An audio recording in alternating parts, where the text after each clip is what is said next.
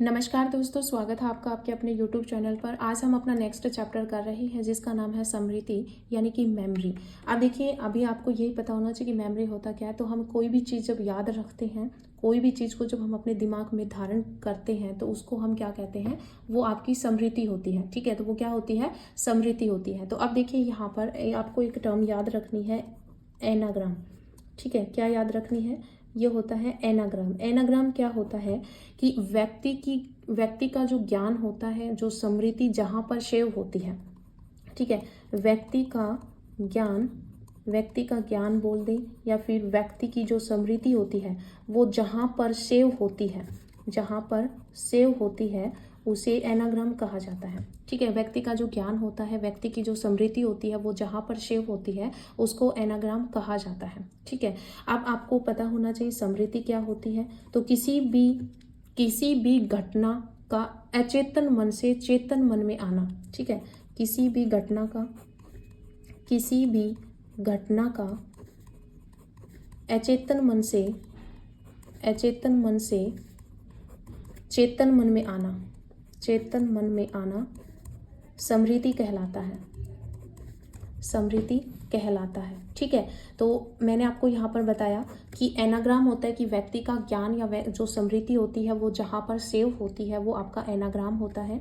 स्मृति क्या होता है कि किसी भी घटना का अचेतन मन से चेतन मन में आना आपकी स्मृति कहलाता है। अब देखिए, स्मृति की जो है वो कुछ विशेषताएं हैं। जैसे आपको पता है कि स्मृति एक प्रक्रिया होती है और इसमें तीन स्वतंत्र होती हैं लेकिन अंतर संबंधित अवस्थाएं होती हैं। ठीक है, स्वतंत्र है लेकिन एक दूसरे से संबंधित है, अंतर संबंधित है। तो इसकी तीन अवस्थाएं हैं।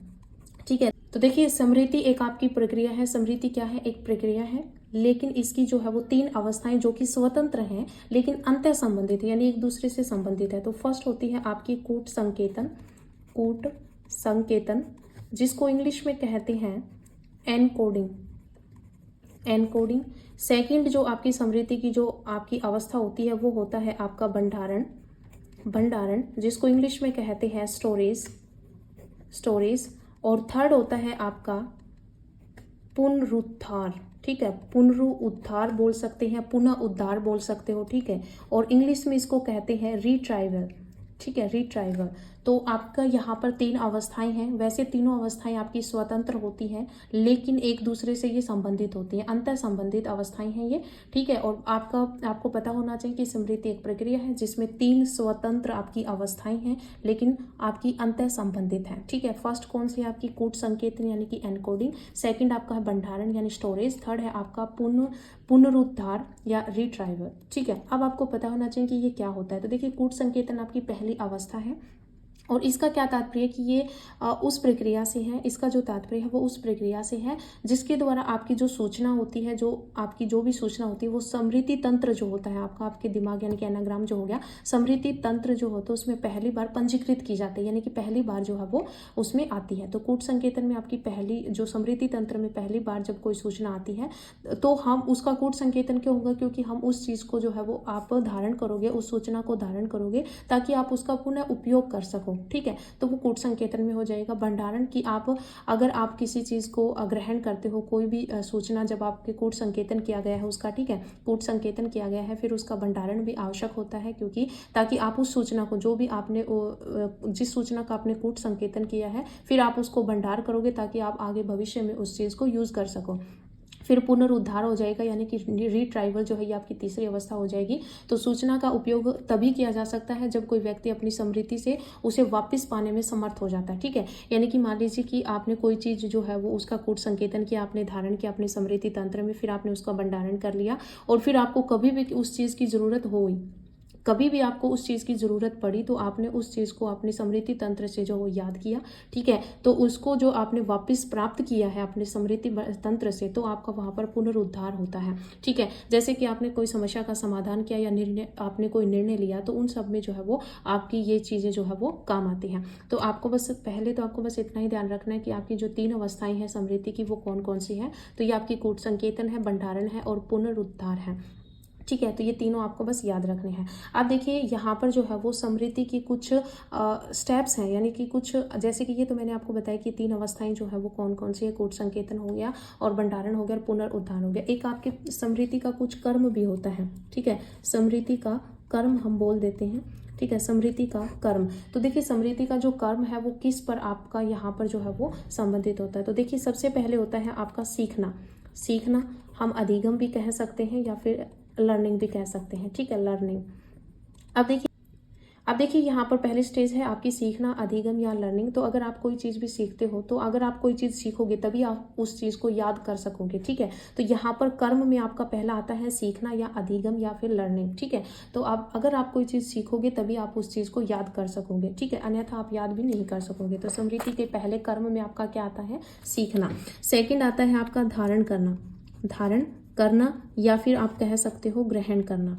धारण करना या फिर आप कह सकते हो ग्रहण करना, कि व्यक्ति ने जितना भी कुछ भी सीखा है, ठीक है, जितना भी या कुछ भी सीखा है, किसी भी तरीके से सीखा है, कितना ग्रहण करता है, वह व्यक्ति उसे धारण करने की जो क्षमता होती है उसी पर जो है वो निर्भर करता है, कि जो व्यक्ति चीज़ों को ज़्यादा समय तक याद रख सकता है, ठीक है।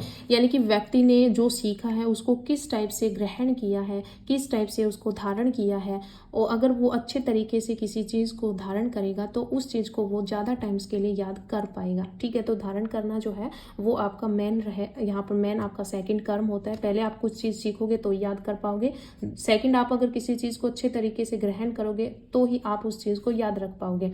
एक यहाँ से क्वेश्चन आया था कि अच्छी स्मृति किस पर आधारित होती है, ठीक है, अच्छी स्मृति जो है वो किस पर आधारित होती है। तो वहां पर ऑप्शन में आपको दिए हुए थे 4 आपको ऑप्शन दिए हुए थे, तो उसमें एक था आपका धारण करना।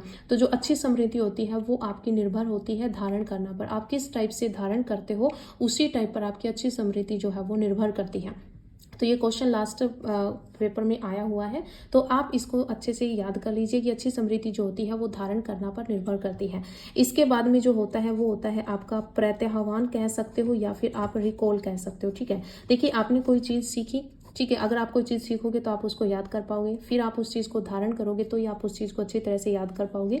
और अगर आप किसी चीज़ की प्रैक्टिस नहीं करोगे, कि आपने कुछ सीखा उस चीज़ को आपने दोहराया ही नहीं, तो अगर आपने उस चीज़ को रिकॉल ही नहीं किया तो आप उस चीज़ को याद नहीं रख सकते ज़्यादा टाइम्स के लिए। तो आपके कर्म में थर्ड पॉइंट यहाँ पर रिकॉल हो जाता है। फिर आपका होता है पहचान करना, ठीक है, क्या होता है नेक्स्ट आपका पहचान करना, कि व्यक्ति में अच्छी स्मृति की जानकारी जो होती है वो यही होती है कि वो अगर कोई वस्तु को देखता है या फिर किसी व्यक्ति को अगर देखता है तो अगर उसकी अच्छी स्मृति है तो उसे पहचान जाएगा, ठीक है। तो अगर व्यक्ति ने किसी चीज़ को अच्छे से पहचाना है कि ये क्या होता है, ये क्या होता है, इस टाइप की वस्तु को क्या कहते हैं, तो वो जो अगर पहचानने की क्षमता है तो ही वो उस चीज़ को याद कर पाएगा, ठीक है। तो यहाँ पर कर्म होता है आपका, ये कर्म हो जाएगा कि स्मृति का कर्म होता है पहले सीखना, दूसरा आपका धारण करना, तीसरा प्रत्याह्वान करना और चौथा होता है आपका पहचान करना। अगर इसी कर्म में क्वेश्चन गिवन है तो आपका सही है और सारे आपके गलत हो जाएंगे। पहला क्या है आपका सीखना, दूसरा आपका धारण करना, तीसरा आपका प्रत्याह्वान करना, चौथा है आपका पहचान करना। तो ये आपकी स्मृति का कर्म होता है किस टाइप से कि हम स्मृति कर सकते हैं, ठीक है, अच्छी स्मृति किस टाइप से या किस कर्म से हो सकते हैं। तो ये था आपका स्मृति का कर्म, ठीक है। अब देखिए यहाँ पर जो है वो आपका जो स्मृति की जो अवस्थाएं मैंने आपको बता दी, ये अवस्थाएं होती हैं और ये आपका 4 कर्म है। अब इसके बाद में आता है आपका स्मृति के प्रकार। अब देखिए नेक्स्ट है आपका स्मृति के प्रकार। तो जो स्मृति होती है उसके कितने प्रकार होते हैं, तो आपको याद रखना कि स्मृति जो होती है इसके 3 प्रकार होते हैं, ठीक है। स्मृति के कितने प्रकार हैं, तो आपकी जो स्मृति है इसके 3 प्रकार होते हैं। फर्स्ट जो है आपका वो होता है आपका संवेदी स्मृति, संवेदी स्मृति जिसको इंग्लिश में कहते हैं sensory memory, sensory memory.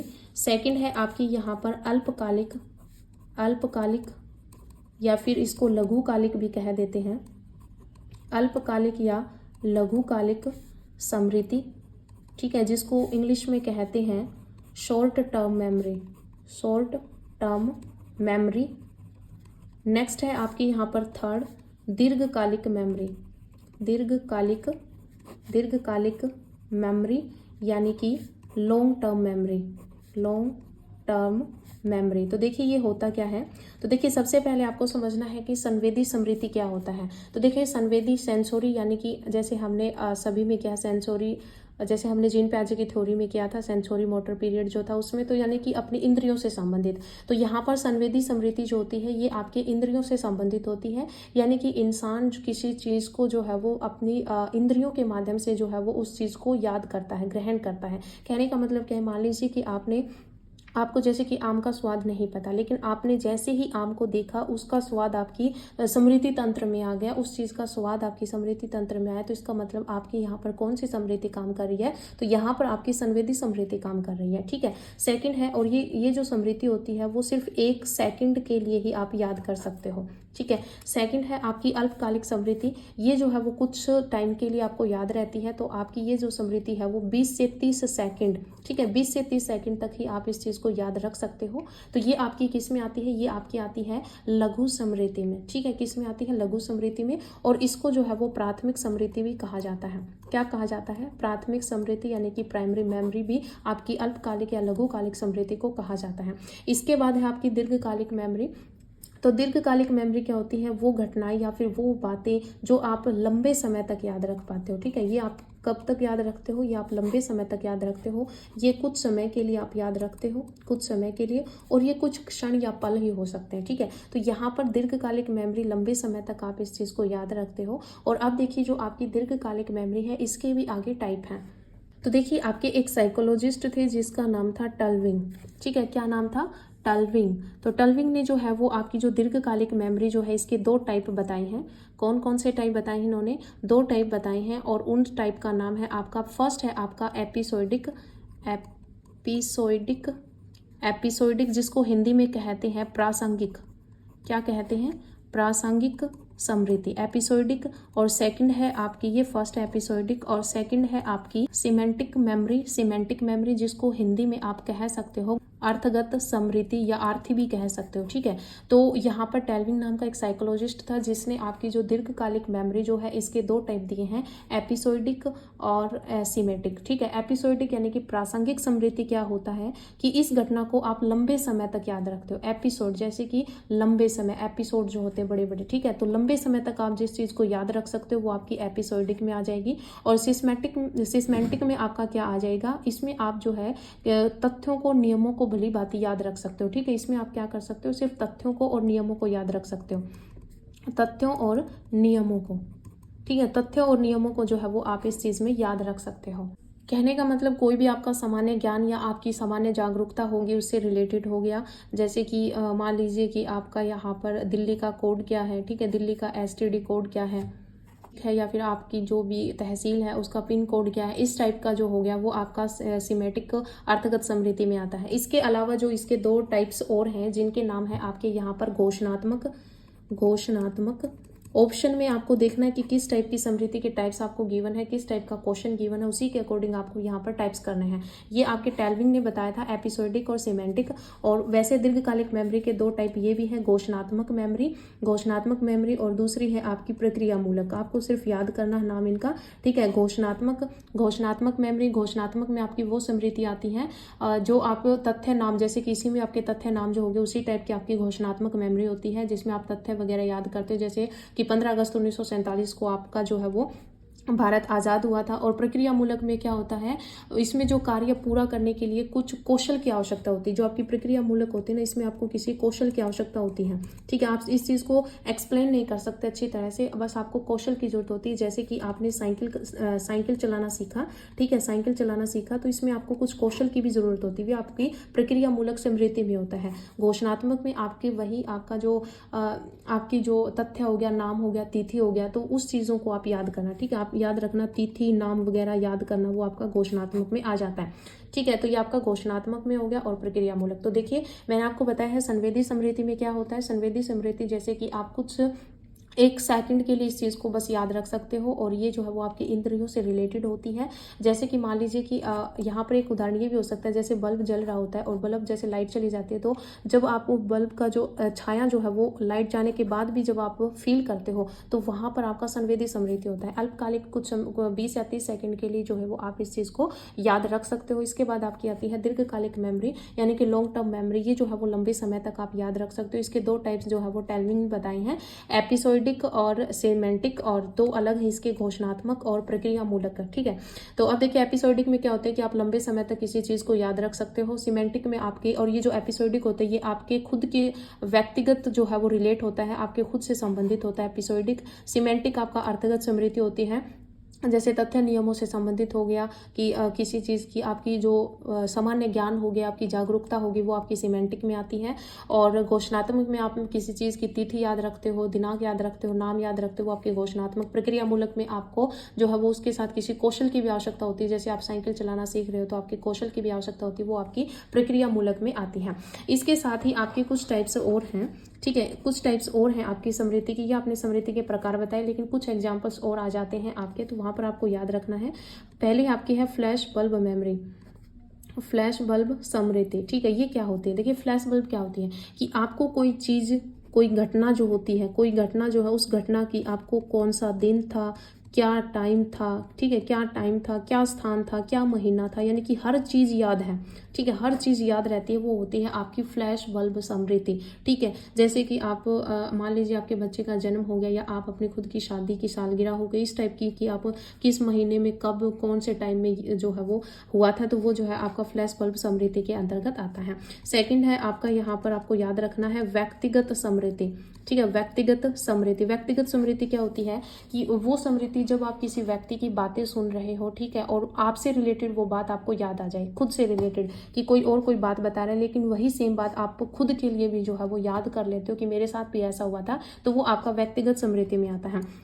Third आपका होता है अव्यक्तिगत। ठीक है, अव्यक्तिगत स्मृति, इसमें क्या होता है कि आपको जो है इस स्मृति में हमें सीधे रूप से हमसे कोई बात जुड़ी नहीं होती। ठीक है, मान लीजिए हम कोई बात किसी से सुन रहे हैं, लेकिन हमने कहीं पर पढ़ी थी, ठीक है, हमने कहीं पढ़ी थी या किसी और व्यक्ति से सुनी थी। ठीक है, फिलहाल हम किसी और व्यक्ति के साथ बात कर रहे हैं, लेकिन वहां पर जब बात हो रही है अपनी, तो उस टाइम हमें कोई चीज़ याद आती है, लेकिन वो चीज़ वो हमसे रिलेट नहीं होती, वो किसी जगह पर हमने पढ़ी थी, बुक में पढ़ी थी, या कहीं पर भी पढ़ी हो, या फिर हमने किसी इंसान से सुनी हो, तो वो आपकी अव्यक्तिगत स्मृति होती है। उस टाइम आपको याद आती है, लेकिन वो आपकी खुद की बात नहीं होती, या तो आपने कहीं बुक से पढ़ी हुई होती है, या फिर आपको किसी ने कही हुई होती है। ठीक है, वो होती है आपकी अव्यक्तिगत स्मृति। फिर आपके पास आती है नेक्स्ट तार्किक स्मृति।